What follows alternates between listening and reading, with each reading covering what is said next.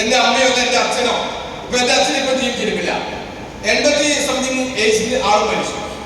Okay, പക്ഷേ രജിയച്ചൻ കഴിച്ച 90% നല്ല ഫുഡാണെങ്കിൽ എന്റെ അച്ഛനൊക്കെ കഴിച്ചത് 70% നല്ല ഫുഡ്. നമ്മളോ 50% നല്ലത് ആ കാലത്ത് നമ്മൾ കുറച്ച് കഴിച്ചു, ഇപ്പൊ കഴിച്ചുകൊണ്ടിരിക്കുന്ന സാധനം നമുക്കറിയാം. ശരിയാണോ? അടുത്ത ജനറേഷൻ ആണെങ്കിലോ എന്ത് കഴിക്കും? എന്താണ് ഇന്നത്തെ ഓരോ ഹോട്ടൽ പോയി കഴിഞ്ഞാൽ നമ്മൾക്ക് തന്നെ സങ്കടം തോന്നും, അവരോട് ഒരു ശക്തമായി പറയണം തോന്നും. അപ്പം ഇതെന്താ സൂചിപ്പിക്കുന്നത്? ശരീരത്തിൽ വേണ്ട ഒരുപാട് ഉൽപ്പന്നങ്ങൾ ഘടകങ്ങൾ നമ്മുടെ ശരീരത്തിൽ കിട്ടുന്നുണ്ടോ? ഇല്ല. അപ്പൊ അതാണ് നമ്മുടെ പ്രശ്നം. ഒരു 10% വൈറ്റമിൻസ് ഒരു ദിവസം വേണം, 5% മിനറൽസ് വേണം, 30% പ്രോട്ടീൻ വേണം പറഞ്ഞേ, ഒരു 10% ഫാറ്റ്, പിന്നെ 40% മതി കാർബോഹൈഡ്രേറ്റ്. ശരിയാണോ? നമ്മൾ പക്ഷെ രാവിലെ വൈകുന്നേരം വരെ കഴിക്കുന്നുണ്ടാ അരി ഭക്ഷണമാണ് അല്ലേ കൂടുതൽ, ശരിയല്ലേ? അപ്പൊ നമ്മുടെ ശരീരത്തിലേക്ക് ഓർഗൻസ്, പടച്ചോൻ തന്ന ഓർഗൻസിന് ഒരു കുഴപ്പമില്ലാതിരിക്കുമ്പോ നമ്മൾ കഴിച്ച ഭക്ഷണം കൊണ്ട് ഉണ്ടാകുന്ന പ്രശ്നങ്ങൾ കൊണ്ട് അസുഖങ്ങൾ ജീവിതശൈലി രോഗങ്ങളാകും. ഇതിനുള്ള കാര്യം. അപ്പൊ അതുകൊണ്ട് പണ്ടത്തെ കൂടുതൽ ഹോസ്പിറ്റലിൽ എണ്ണം കൂടിക്കൊണ്ടിരിക്കുന്നു. അപ്പോഴാണ് കമ്പനി മാനേജ്മെന്റ് മറ്റുള്ള എന്ത് സാധനം വിൽക്കുന്നതിനെക്കാട്ടി കൂടുതൽ വെൽനസ് ഉൽപ്പന്നങ്ങൾ മാർക്കറ്റ് ചെയ്യണം എന്നുള്ള ആ കമ്പനി മേലെ ശക്തമായ തീരുമാനം ഉണ്ടായിരുന്നു. കമ്പനി അത് തീരുമാനിച്ചു. ഇന്ന് ജനങ്ങൾക്ക് ഏറ്റവും നല്ല ഉൽപ്പന്നങ്ങൾ കൊടുക്കുന്നു. ചെറിയ കാര്യമല്ല, വലിയ കാര്യമാണ്. അതേപോലെ ഇത് വിൽപ്പന നടത്തണം, ജനങ്ങളിലേക്ക് എത്തിക്കണം. ടിവിയിലോ പത്രത്തിലോ പരസ്യപ്പെടുത്തുന്ന കാര്യമില്ല. അതുകൊണ്ട് ഇത് ജനങ്ങളിലേക്ക് കൊടുത്തിട്ട് ഓരോ വ്യക്തിയും ഉപയോഗിച്ച് നല്ലതാണെങ്കിൽ അവന്റെ വേണ്ടപ്പെട്ട ബന്ധുക്കളോടോ സുഹൃത്തിനോടോ ഈ ഉൽപ്പന്നത്തിനെ കുറിച്ച് പറയുകയാണെങ്കിൽ ആ പറയണമെങ്കിലും നമുക്ക് വില പോലെ കിട്ടുന്നത് ഒരു ഐഡി ക്രിയേറ്റ് ചെയ്യണം. അത് സൗജന്യമാണ്. അതിലൂടെ നമുക്ക് എന്ത് ചെയ്യാം? സാധനം നമുക്ക് വായിച്ച് ഉപയോഗിക്കാം. നല്ലതാണെങ്കിൽ മാത്രം വേറെ റെക്കമെൻഡ് ചെയ്യാം. ആ റെക്കമെൻഡ് ചെയ്യുകയാണെങ്കിൽ നമുക്ക് എല്ലാം ബെനിഫിറ്റ് കിട്ടും. ഓക്കെ, ഇതാണ് ഇവിടെ വെൽത്ത് ക്രിയേഷൻ പറയുന്നത്. ഓക്കെ, പിന്നെ നോളജ്. ഇതേപോലെ ഒരുപാട് കാര്യങ്ങൾ സംസാരിക്കാൻ പഠിച്ചില്ലേ? ഇന്ന് സ്റ്റേജിൽ വരുന്ന ഓരോ ആൾക്കാരും മൈക്ക് കൊടുത്ത ചിലപ്പോൾ എന്നറിയാം പുലരുന്നവരാണ് സംസാരിക്കുന്നത്. അത്രയും നോളജ് അതെവിടെ കിട്ടും?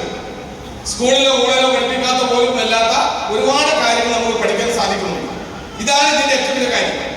ഇപ്പൊ നല്ല കാര്യം, അപ്പൊ നോളജ് കിട്ടും. ഇനി സന്തോഷം. നമ്മൾ മറ്റുള്ള മേഖലയിലെല്ലാം സന്തോഷത്തോടെയാണ് വർക്ക് ചെയ്യുന്നത്, അല്ലല്ലോ?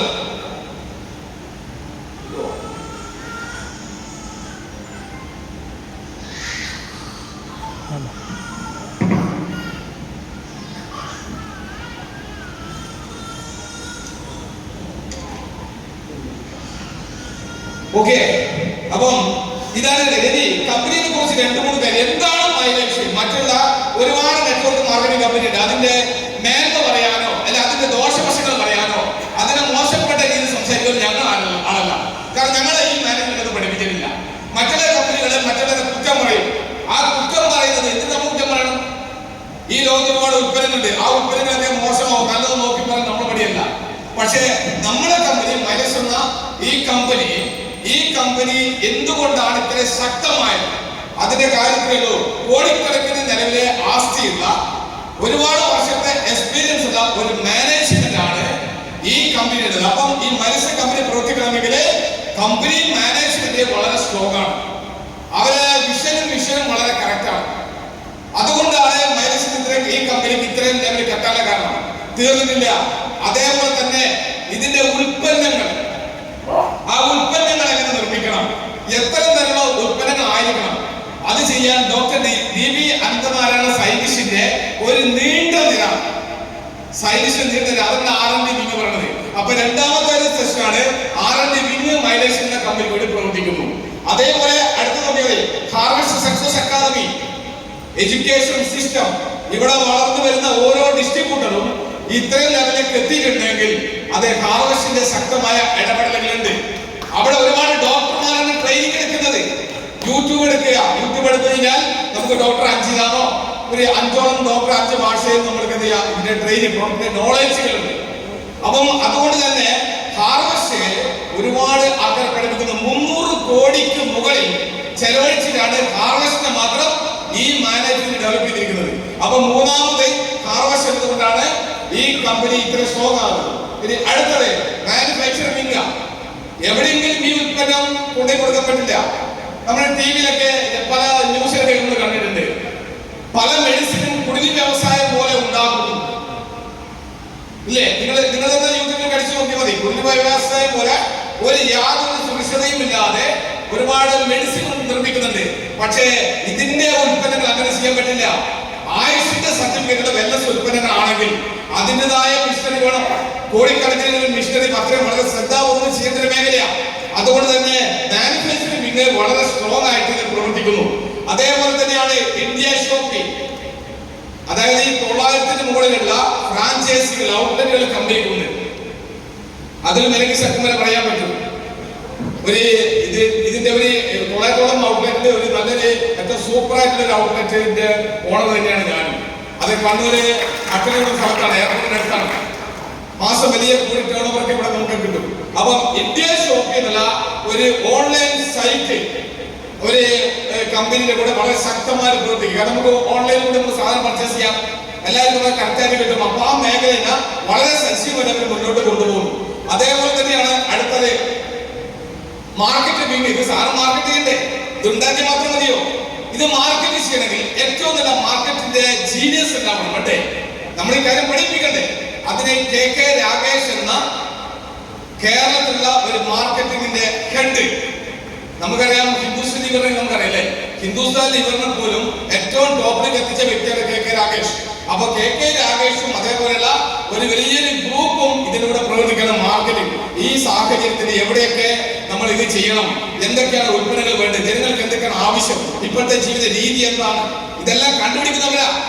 ഇപ്പൊ നേരത്തെ പുതിയ പ്രൊഡക്റ്റ് വന്നു, ഈ സാഹചര്യത്തിലുള്ളതാ. ഞങ്ങൾ പറഞ്ഞായിരുന്നു എത്രയും സൺക്രീം ലോഷൻ വേണം വേണ്ടേ? അപ്പം അങ്ങനെ ഓരോ സാധനങ്ങളും കണ്ടുപിടിച്ച് അവർ തരും. അതേപോലെ തന്നെയാണ് അടുത്തത് കോർ ലീഡേഴ്സ്. ഇതെങ്ങനെയാണ് ഉണ്ടായത്? ഇതേപോലെ വന്നിരുന്ന് കേട്ട വ്യക്തികളാണ് ഞങ്ങൾ എല്ലാവരും. പക്ഷേ കമ്പനിയുടെ ട്രെയിനിങ് എന്ന് പറഞ്ഞാൽ ഇതിൽ കുറച്ചു കാലം നിൽക്കുന്നവൻ ഇനി എവിടെ കൊണ്ടുപോയിട്ടാലും അവൻ കുടിക്കും.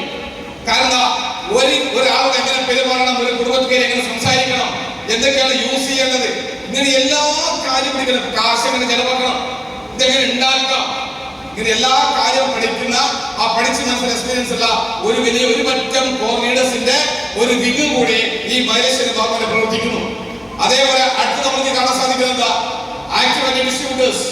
ലക്ഷക്കണക്കിന് വരുന്ന ഒരു കമ്പനിക്കും എടുത്തു പറയാൻ പറ്റുന്നതിനും അപ്പുറത്തേക്കുള്ള ഡിസ്ട്രിബ്യൂട്ടേഴ്സിന്റെ നീണ്ട ലക്ഷക്കണക്കിന് ഡിസ്ട്രിബ്യൂട്ടേഴ്സ് ഈ കമ്പനിയിൽ പ്രവർത്തിക്കുക.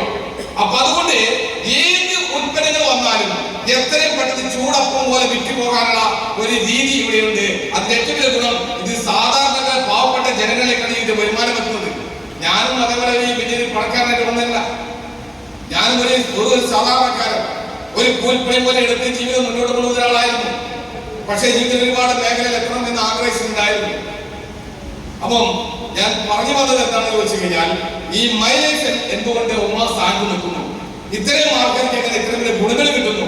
അപ്പൊ കമ്പനി മാനേജ്മെന്റ് വിഷൻ നിങ്ങൾ ആലോചിച്ച് നോക്കിയേ. അവർ എന്തെങ്കിലും സാധനത്തിന്റെ വിറ്റിന് കമ്മീഷൻ ഉണ്ടാക്കുന്നതല്ല. അങ്ങനെ ഒരുപാട് കമ്പനി നിങ്ങൾക്ക് കാണാൻ പറ്റും. ഒരു പാക്കേജ് ഒക്കെ എടുത്തുകൊണ്ട് അങ്ങനെ ചെയ്ത ഒരുപാട് കമ്പനിയെ. പക്ഷേ ഈ മാനേജ്മെന്റ് പറഞ്ഞത് 2-3 കാര്യമാണ്. ആൾക്കാർക്ക് ആരോഗ്യം കിട്ടണം, ജനങ്ങൾക്ക് ആരോഗ്യം ഉണ്ടാവണം, ആരോഗ്യമുള്ള ഒരു തലമുറയെ വാർത്തെടുക്കണം.